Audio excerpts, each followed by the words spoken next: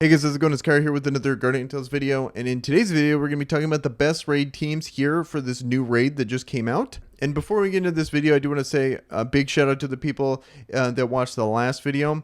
The like ratio was absolutely insane for the amount of people that watched that video. I thought that was really cool to see. So I'm hoping we can keep that up here in this video as well. Just keep that positive energy going. So with that out of the way, let's talk about the best teams here in this raid. And so I want to start with the two harder ones, the ones that are not as easy. And so the easy ones are going to be Marina, because the Earth team is just so effective against her, and a lot of people have good Earth teams. And then down here we have the Goblin Chief. That's going to be really easy as well because he is fire, and a lot of people have the water teams, and the water teams are really going to melt this boss. So the big bottlenecks are going to be the Sandmonster and the Slime King. Yeah, so the slime is going to be dark, so we're going to talk about light teams, and also dark teams work well on this one. And then over here, we have a light boss, so then basic teams are going to work well here. And even though this is one of the more annoying ones, usually every raid has like the kind of the one that no one really wants to hit. And the reason why people don't want to hit it is because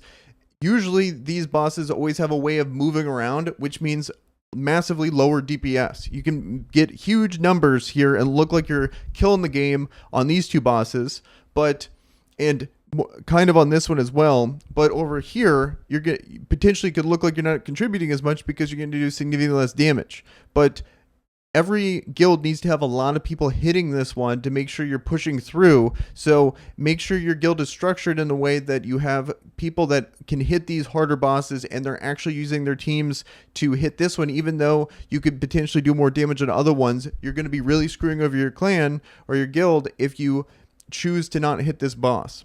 So we're going to talk about the teams that are most effective against her, and then also run through the other ones as well. So starting over here, light teams are going to be the way to go.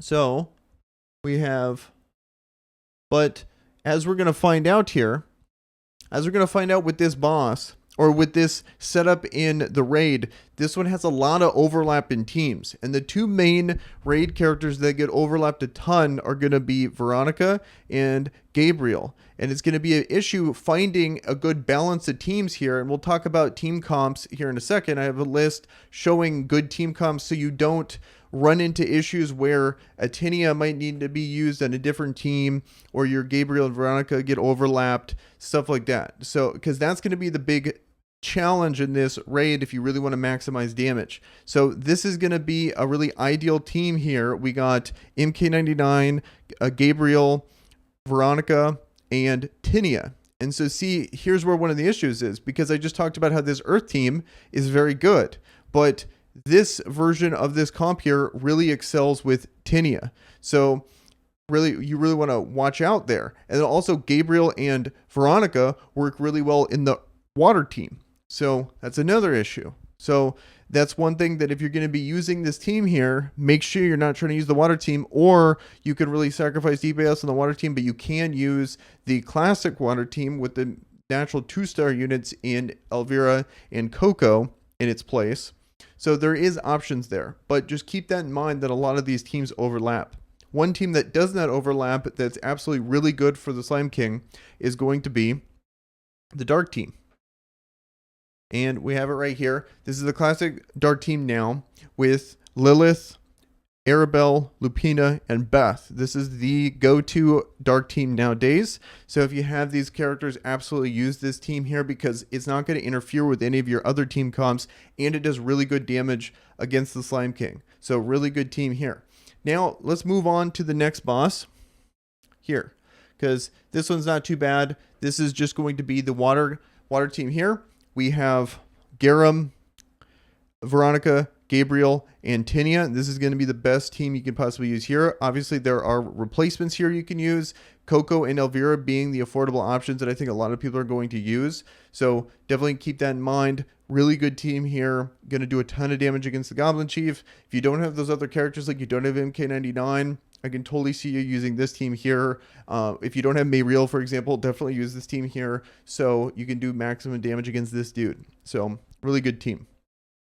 And then next we have Marina here, and by far the best team is going to be this Earth team here. This is the new standard lineup for Earth. It's unfortunately just a whole bunch of unique heroes. This is the best team. Yes, you can replace these characters, but the main one you want as your main damage dealer is going to be Mayriel and then Bari. You can throw in like Aoba and stuff like that, but you're going to lose damage for sure. But the big damage benefit you're going to get from this team, like thinking about it a lot, these core 3 unique heroes really provide a ton. And then Rue is really nice because she helps complete the chain. But I would probably say if you had to min max here, or not if you didn't have to min max, but if you are trying to be on a budget, the most important one, in my opinion, is going to be Mayriel because she's doing the Earth Shred of the resistances. So she's going to provide the most, and she's just a really good character in Arena and other parts of content. So definitely try to prioritize her nowadays, but the other characters are really important as well to really make this team shine. But this is going to be the best from Marina. This is going to probably be one of the easier bosses to beat because of just how popular Mono Earth is, especially all the way from the beginning of this game where Bari was such a popular choice, Tinny is such a popular choice anyway. So, and then Mayriel's just such a good character that she's kind of a no-brainer to pick up as well. So I can totally see a lot of people having this team and using this team for this raid here. So now lastly, let's talk about Sandy. And this is going to be basic team here. And ideally it's going to be this team. The core 3 units, though, for sure, are going to be Future Knight, Nori, and Queen Idol Eva. But this last slot here, ideally, is going to be Lucy. Probably going to want to put her in a basic dealing weapon. And kind of the rule of thumb there is going to be if you have 50% element boost, you're going to, and an element advantage, you're going to want to put them in a random weapon, like in her case, a staff that's a basic staff, because she's getting the 50% boost in attack on basic because of Queen Idol Eva's passive. And you're also gaining the 30% damage boost for the off affinity. If you're just going neutral affinity or you don't have the party buff that gives you the 50%, you might want to just keep the normal weapon and be sure to test the damage multiple times with each setup to make sure you're getting optimal damage, just to see and test it out for yourself. But rule of thumb normally, like, so that's why Garum, for example, people switch to water items, and that's why in basic teams you're going to want to switch to a basic weapon here to do the most damage. Another replacement, affordable replacement, is going to be Grimory. And then I ended up putting Grimory in a basic basket to do the most possible damage with this lineup here. And you'll see the gameplay. This is one of the teams I ended up running, but I ended up putting Grimory on the team instead of Lucy because I obviously don't have her leveled up yet. So that's going to be it for the best teams here in this game mode. Here, let me actually show this list here so you can kind of get an idea of what teams you can actually run together. And right here, so credit to Owl from the RPS server. So if you don't know what the RPS server is one of the top guilds in the game. If not the top, I'm not sure who's number 1 at the moment. But as you can see, actually, let me put this behind me. Boom. And now we can see this. So see how he's saying like team 1, it's like a dark team. And then he's putting the water team there for Goblin, then a basic team. And notice how no one overlaps, which is fantastic to making sure that you're optimizing your damage so you're not stuck like, oh, I wanted to run an Earth team, but I can't because I'm already using Tinia, for example. And this one, yeah, Tinia is right here on the water team. So I can't run the Earth team because Tinia is such a big deal. So you're running that, and that's why we're running the basic, and we're covering the harder bosses in the slime and the sandy boss. So your guild would really like you if you did that.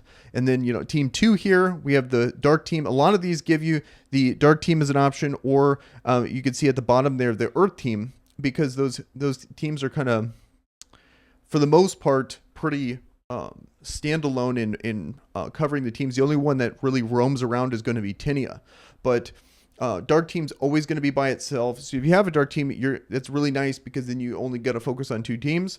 And then we have the light team this time instead of the water team because they really overlap on their units. You're literally just replacing Garum and MK99. So this whole backline here is a really versatile raid core that you can be using. So hopefully you have these characters. Veronica, really hard for me to recommend because for the most part, she's purely a raid character. If I was going to you know, Lucy's probably a better version of something like that if you're looking for value, because she's actually kind of viable in PvP as well. But that's just kind of beside the point. But right here we got MK99, Gabriel, Veronica, Tinia. And then on the slime, we have the FK, Nori, Idol Eva, and then Lucy team, like I was talking about. So that right there is another way of making sure that you're not overlapping. And when you see it like this, it makes it so easy to kind of theorize where it's, am I going water? Am I going light? And I literally just replace one character. So assuming you have these characters in your roster. And then another thing I do want to say too about Veronica, even though it's hard for me to recommend using her, she or leveling her up, she's really good low econ. I would still recommend seeing how much damage you can do if you have her like 4-star with the enough awakening stones in her to where she doesn't just die immediately. You gotta kind of invest into her. I would say she's a really good low econ character that you can really boost your damage up with her in there, and you don't need to totally max her. Like for example, I think I get really good use out of her just at level 5, at 5-star, level 75. I didn't limit break or anything. That is a bigger investment than most people are willing to go, but that's how much I use. But I still had good use out of her even at 4-star. So then, as you can see here, that was just kind of me going over this concept here where nothing's overlapping. But feel free to match your roster to whatever fits this list here so you can really maximize your damage for your guild here. So that's going to do it for this video. Let me know in the comments below what you guys think about this raid. Let me know which teams you guys are using. I'm really curious to see what the most popular teams are here in this game. And with that, guys, I am out. Peace.